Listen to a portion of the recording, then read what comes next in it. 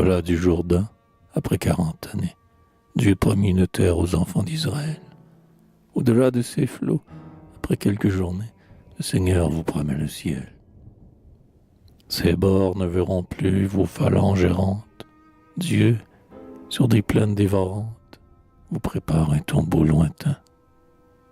Votre astre doit s'éteindre, à peine à son aurore, mais Samson expirant peut ébranler encore les colonnes du Philistin.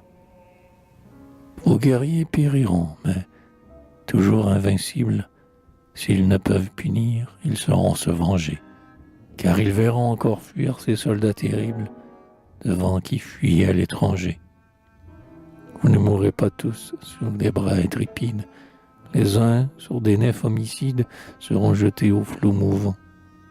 Ceux-là promèneront des eaux sans sépulture et cacheront leurs morts sous une terre obscure pour les dérober aux vivants. Et vous, ô jeunes chefs, ravis par la victoire, au hasard de Mortagne, au péril de Saumur, l'honneur de vous frapper dans un combat sans gloire rendra ses lèvres un bras obscur.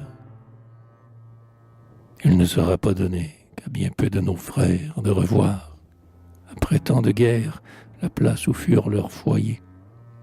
Alors, ornant son toit de ses heures moisives, chacun d'eux attendra que Dieu donne à nos rives les lys qu'il préfère aux lauriers. Vendez, ô noble terre, ô ma triste patrie, tu dois payer bien cher le retour de tes rois. Avant que sur nos bords croisse la fleur chérie, ton sang l'arrosera 2 fois.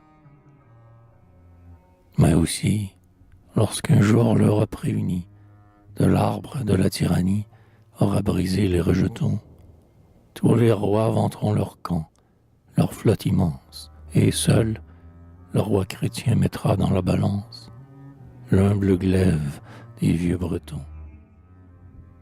Grand Dieu, si toutefois, après ces jours d'ivresse, blessant le cœur aigri du héros oublié, une voix insultante offrait à sa détresse les dons ingrats de la pitié.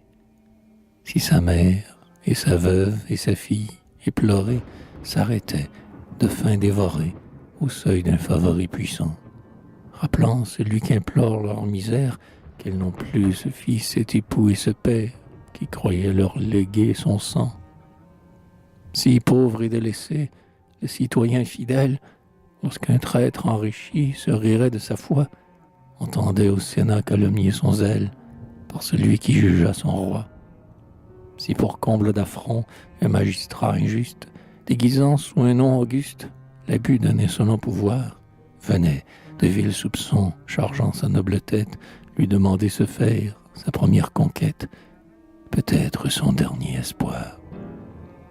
Qu'il se résigne alors, par ses crimes prospères, l'impieux insulte aux fidèles souffrants, mais que le juste pense au forfait de nos pères, et qu'il songe à son Dieu mourant.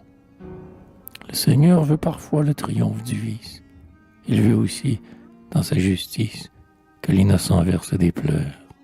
Souvent, dans ses desseins, Dieu suit d'étranges voies, lui qui livre Satan aux infernales joies, et Marie aux saintes douleurs.